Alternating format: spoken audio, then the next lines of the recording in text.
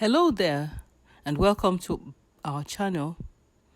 A news broke last week that caught all of us off guard.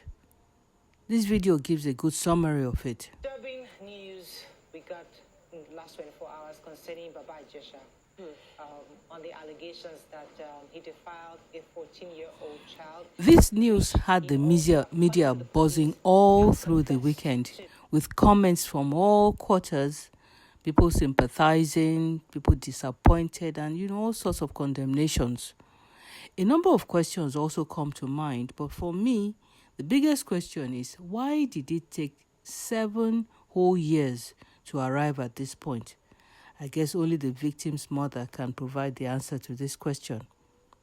That aside, although this is not the first offense of its kind in Nigeria, the accused in this instance is a public figure, and this case, unlike others, hopefully, will not go away until it's taken to the logical conclusion. I say this because we all know our country. That laws exist is not in doubt. However, the will to enforce them is totally absent. So consequence management does not exist, and we have managed over time to build a lawless society. For all you know, the mother of the abused child may already be under intense pressure to drop the case and settle. That is the way we go in Nigeria.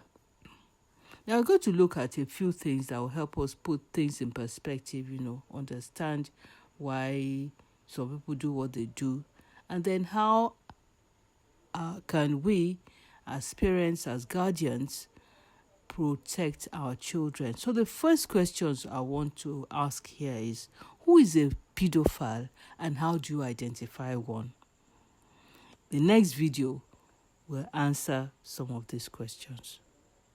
Why do I think I'm a pedophile? Well, I don't think it's really a choice, because I think you are born like that. But on the other hand, I think a lot of people have those feelings and they don't accept them, they suppress them.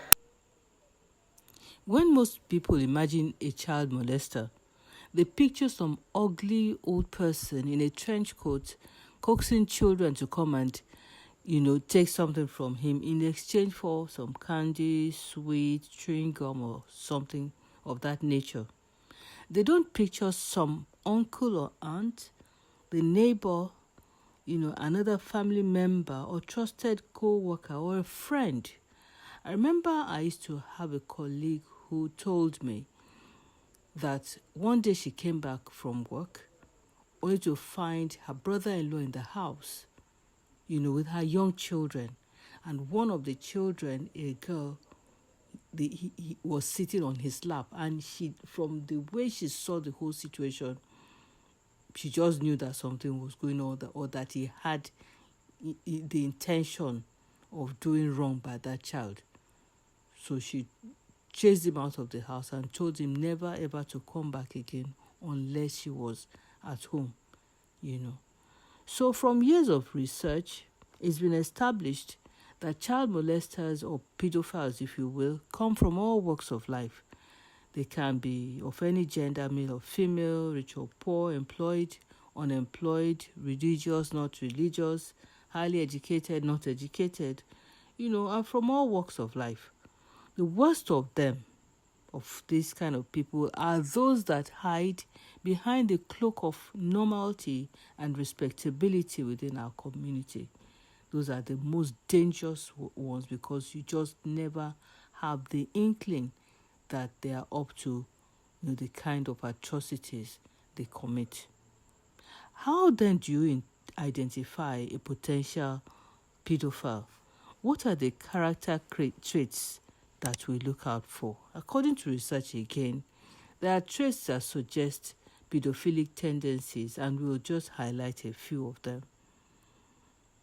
Now, it's confirmed that most of the time they're adult males and they're usually married. A pedophile is someone that relates better to children than adults and likes to always be around children, pretending to love and care for them whilst planning their own sick alternative agenda. A pedophile socializes with few adults unless they are pedophiles themselves. He will be a very private person so as to ensure that their sick interest in children is not revealed. A pedophile is also someone who may seek employment or volunteer with groups involving children of the age of his preference. How many times have we seen teachers or coaches and people of that nature who were employed to work with our children, and then they turn out to be the most dangerous people to have around our children? Again, a pedophile is someone that talks about children in the same manner as one would talk about an adult lover or spouse, as to them, this is their lover or spouse. Child molesters often say they love all children or feel as though they're still children. Anytime someone talks like that around you, please beware. You may just be, fraternizing with a potential pedophile. The fact really is, most child molesters are known to the children that they abuse. Let me give you a few more facts. 30% of children who have been sexually abused were abused by a family member. 60% of them were abused by an adult they knew who was not a family member. And only 10% of sexually abused children are targeted by a total stranger. So what are we saying? Most of the time, that is 90% of the time, children who were abused by either their family members or adults who are not family members or who they are familiar with. Please look at this next video. It talks about someone who was abused by his adopted father. I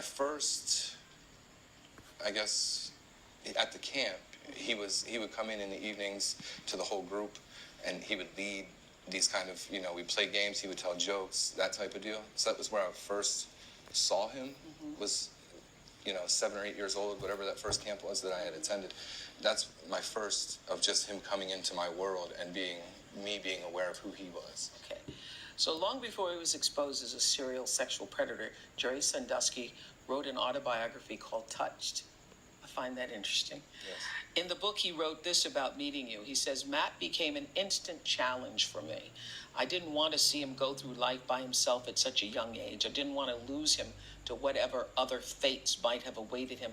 So I kept trying and trying to pull him in. Do you believe he chose you for a reason?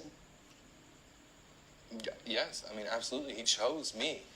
And he picked me out from a camp of hundreds of other children. He picked me out.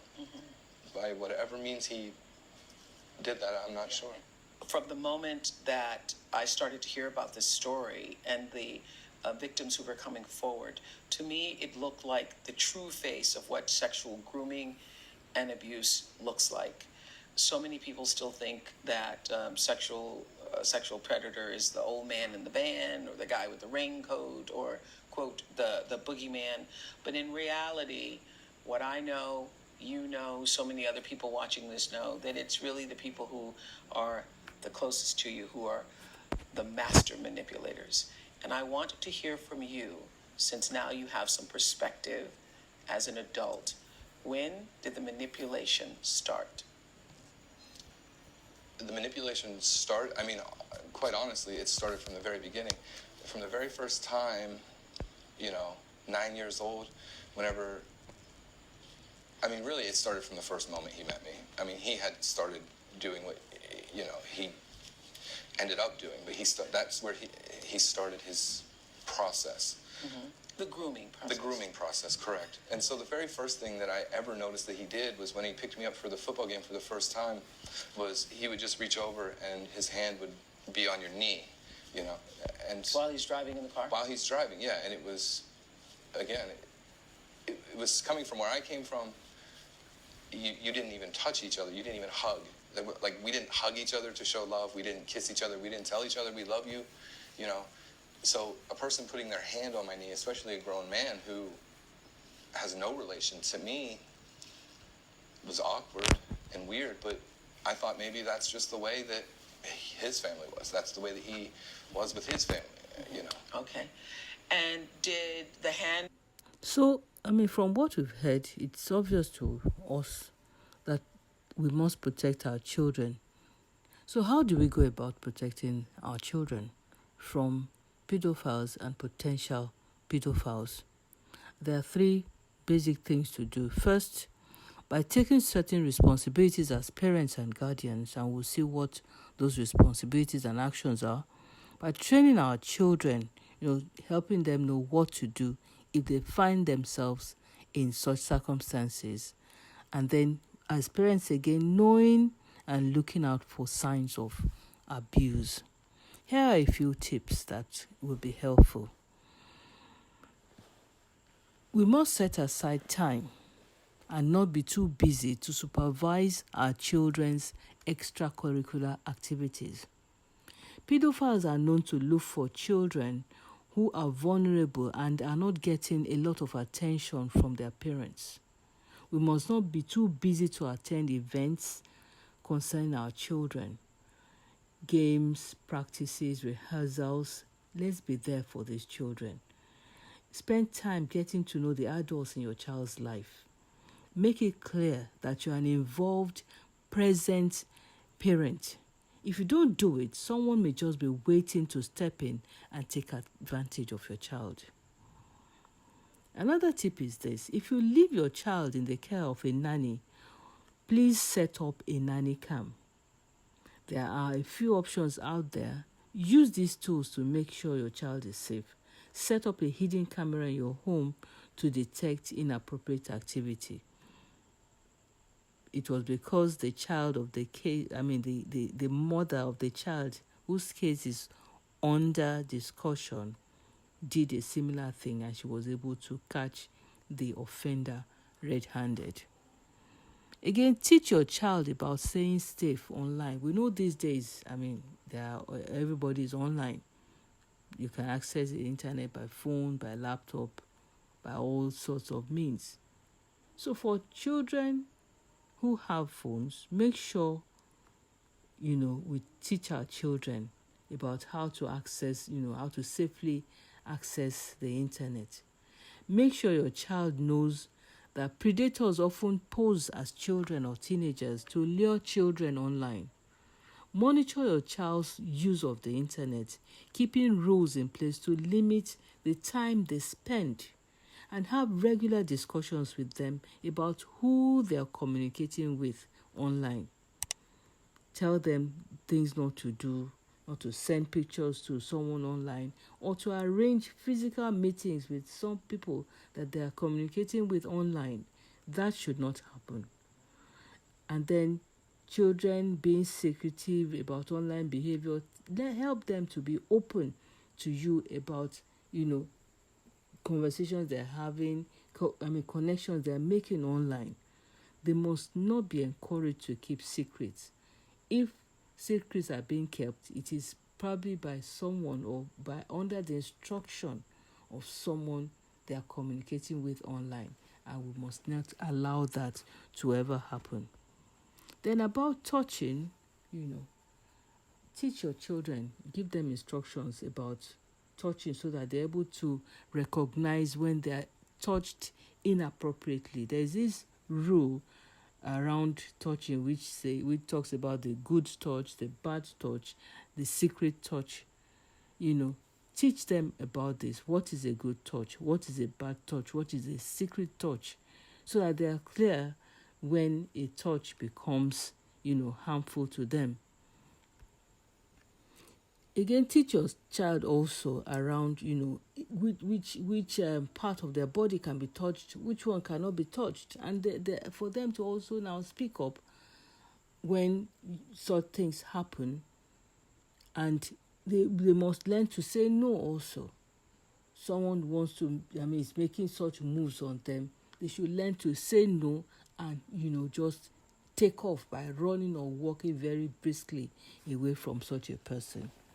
But over and above all, the most effective means of protecting your child is communication, like we said earlier. Make sure that channel is kept open for your child.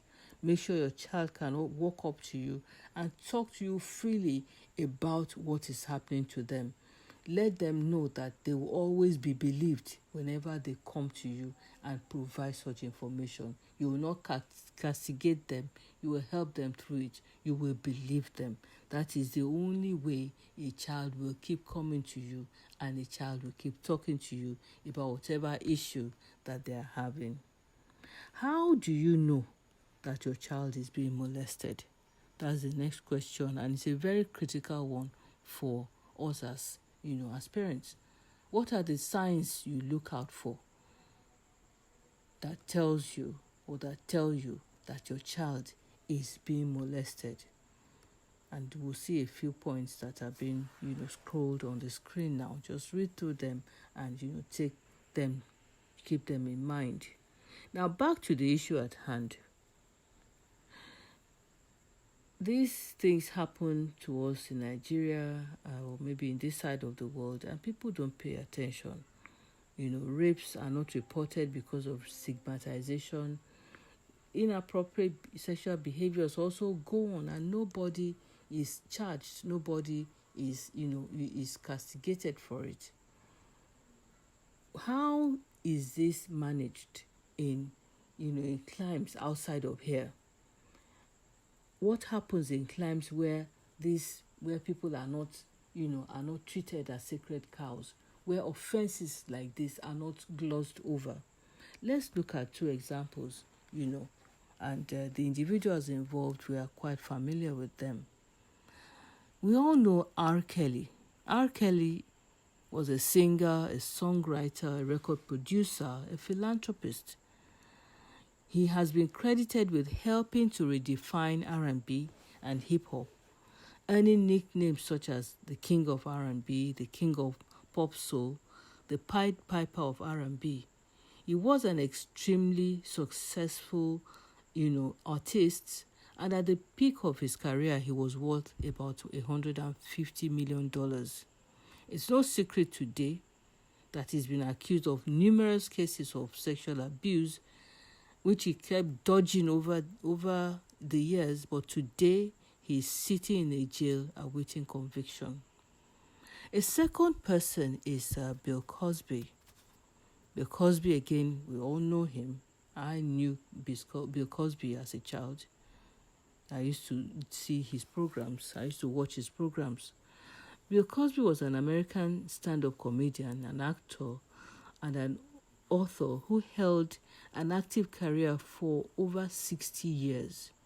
He was once the highest paid television actor in the world, and his net worth is put at $400 million. In 2018, Cosby was tried for a number of sexual offenses and found guilty of 3 counts of aggravated indecent assault. He was sentenced to 3 to 10 years in prison in September 2018 at the age of 81 years. Currently, he is incarcerated at the State Correctional Institution in Pennsylvania. Well, let's hope he won't die in prison.